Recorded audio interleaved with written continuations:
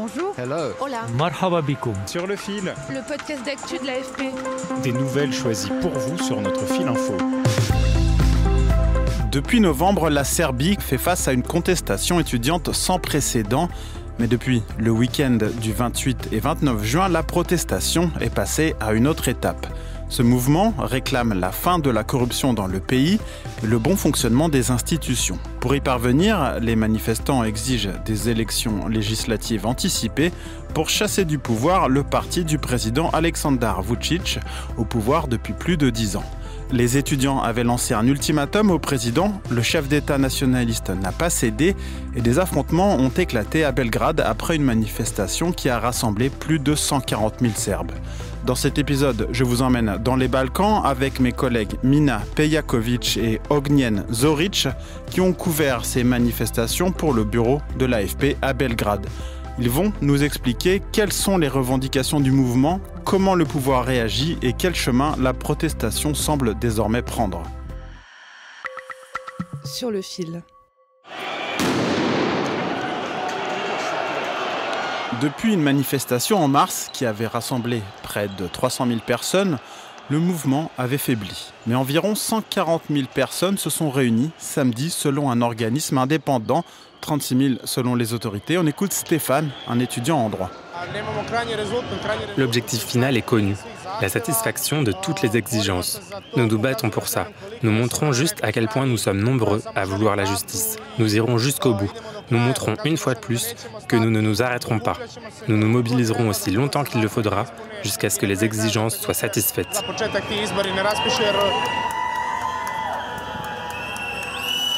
À la fin de l'ultimatum posé par le mouvement, les étudiants ont expliqué qu'ils n'étaient plus responsables du bon déroulement de la manifestation, qu'ils laissaient désormais le mouvement entre les mains du peuple. Après des affrontements avec la police, à Belgrade et dans d'autres grandes villes du pays, faisant tout de même des dizaines de blessés, le calme est revenu en début de semaine et les barricades ont disparu. On écoute Ognjen qui était dans les rues de la capitale serbe ce week-end. C'est très intéressant parce que la protestation a pris une nouvelle forme, car les étudiants ont cédé le leadership aux citoyens. Ainsi, nous ne parlons plus de manifestations dirigées par des étudiants, mais plutôt de manifestations de citoyens. Désormais, tous les citoyens, organisés via les réseaux sociaux dans leur communauté, mettent en place non pas des manifestations, mais des blocages spontanés. Et c'est ce dont nous sommes témoins depuis dimanche. En pratique, pour résumer rapidement, cela signifie que les citoyens bloquent les rues dans les limites de la loi, par exemple en traversant continuellement un passage piéton. Lorsque la police arrive et leur ordonne de bouger, ils obtempèrent, ils se déplacent simplement au passage suivant et recommencent le processus encore et encore. Cette méthode d'éviter la confrontation avec la police est une part très importante de leur stratégie.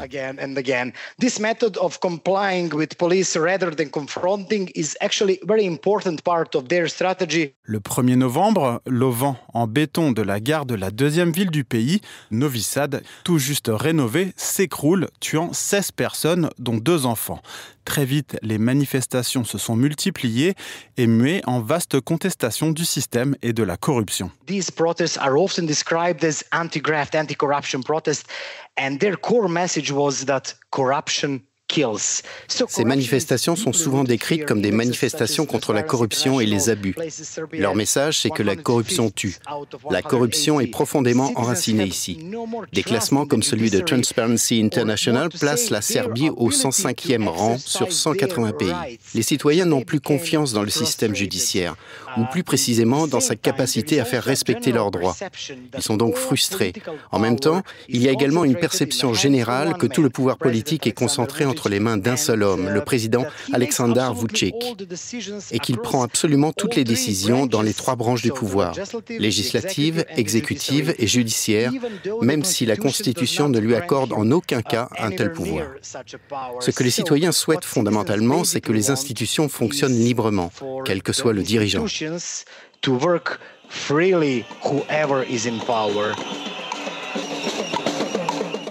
Face à cette colère, Aleksandar Vučić a changé une partie du gouvernement en janvier, dont le Premier ministre, mais cela n'a pas calmé le mouvement. Avant d'aller plus loin, revenons sur le président. Élu en 2017, Aleksandar Vučić a notamment été le ministre de l'Information de Slobodan Milošević, mort en prison en 2006. Pendant son procès devant le tribunal pénal international pour l'ex-Yougoslavie, il y était poursuivi pour crimes de guerre, crimes contre l'humanité et génocide. Ma collègue Mina. I would describe Vučić as populist nationalist. Je décrirais Vučić comme un nationaliste populiste. Au début de sa carrière, il était en fait un ultranationaliste et faisait partie d'un parti ultranationaliste. Il a également été l'un des ministres de l'information les plus sévères du gouvernement de Milošević, ce qui explique en quelque sorte son comportement actuel et sa tendance à centraliser tout le pouvoir sur lui-même. Au fil du temps, il a adapté son image pour plaire à un public plus large. Il a combiné une rhétorique nationaliste avec des stratégies populistes en se présentant comme le protecteur de la Serbie, des intérêts serbes, tout en disant que l'Occident attaque la Serbie. Et il consolide également son contrôle sur les médias, les institutions et l'opposition politique.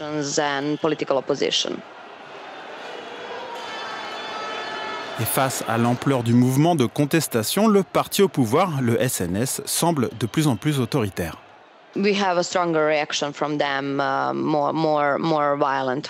Nous avons une réaction plus forte de leur part, plus violente qu'avant.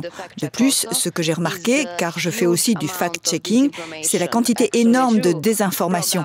En fait, dans les médias pro-gouvernementaux, ils promeuvent de faux récits.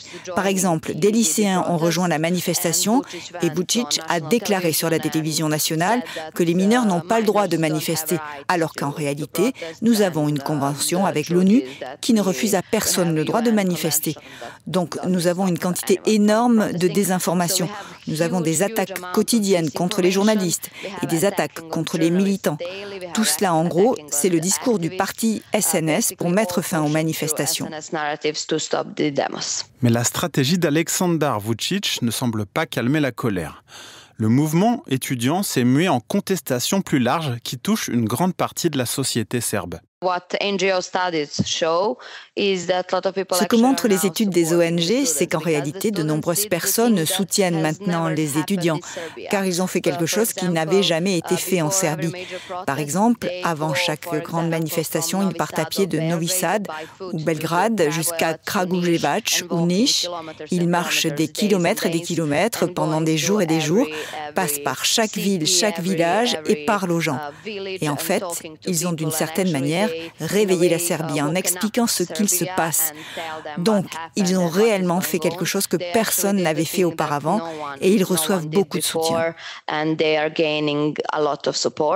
D'autant que le mouvement se veut apolitique selon Ognjen. Il ne s'engage pas sur les grands sujets de politique internationale comme les relations avec la Russie, l'Europe ou le Kosovo. Those issues or ideology is completely out of the focus of protesters.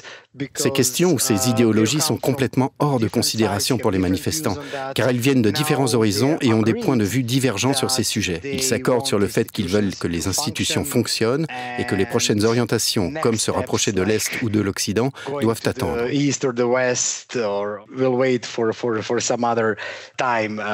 Donc, nous n'entendons pas de messages pro ou anti-européens lors des manifestations, mais fondamentalement, les manifestants se concentrent uniquement sur la libération des institutions comme objectif principal.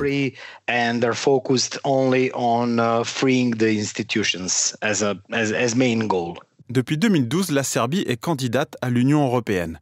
Les négociations d'adhésion ont commencé en janvier 2014, mais l'Europe attend des progrès dans plusieurs domaines, comme l'a rappelé fin mai la chef de la diplomatie européenne, Kaja Kallas. D'après mes discussions avec les dirigeants politiques serbes, il est clair que l'adhésion à l'UE reste un objectif stratégique. Mais je dois souligner que nous devons maintenant voir des actes qui viennent soutenir ces paroles. Les prochaines étapes sont très claires. Elles comprennent la liberté des médias, la lutte contre la corruption et les réformes électorales. Les réformes doivent donc être réelles et ne pas se limiter à cocher des cases sur un bout de papier.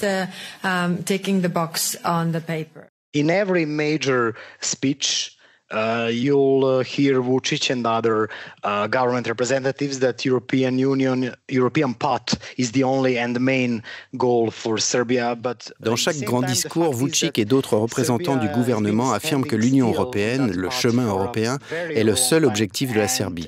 Mais en même temps, le fait est que la Serbie est depuis très longtemps bloquée sur ce chemin. Et en réalité, elle n'a pas beaucoup avancé depuis le début des négociations en janvier 2014.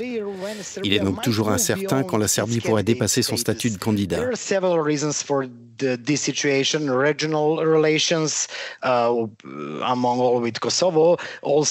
Plusieurs raisons expliquent cette situation. Les relations régionales, notamment avec le Kosovo, et aussi sa position envers la Russie. La Serbie est considérée comme un allié ou un ami de la Russie, avec laquelle elle entretient des liens très étroits. Et en même temps, il y a des problèmes comme le dysfonctionnement des institutions, l'application du droit, des questions de liberté des médias, qui sont peut-être moindres, mais qui sont autant d'obstacles sur ce chemin.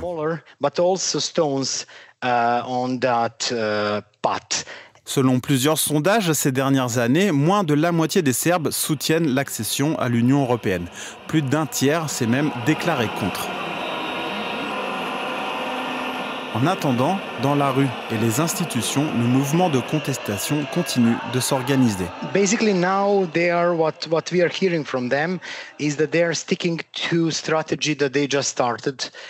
Maintenant, ce qu'ils nous disent, c'est qu'ils restent fidèles à leur nouvelle stratégie. Des manifestations éclairs, des blocages dont l'objectif est d'épuiser le gouvernement pour le pousser à convoquer des élections anticipées. Le président a été très clair sur le fait qu'il n'était pas disposé à se plier à cette demande, en déclarant que les élections auront lieu au plus tôt fin 2026 ou début 2027. Elections will be as early as end of 2026 or beginning of 2027.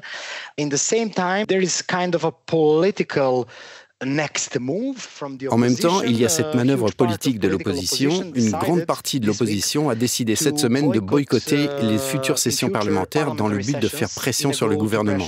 Ce qui se passera ensuite est difficile à prévoir. Ils changent de stratégie presque quotidiennement. Chaque jour apporte quelque chose de nouveau, peut-être une nouvelle forme de radicalisation. Mais en même temps, il y a de moins en moins de personnes dans les rues de Belgrade, car c'est les vacances. Les villes se vident, donc nous verrons ce qu'il se passera dans les prochains jours.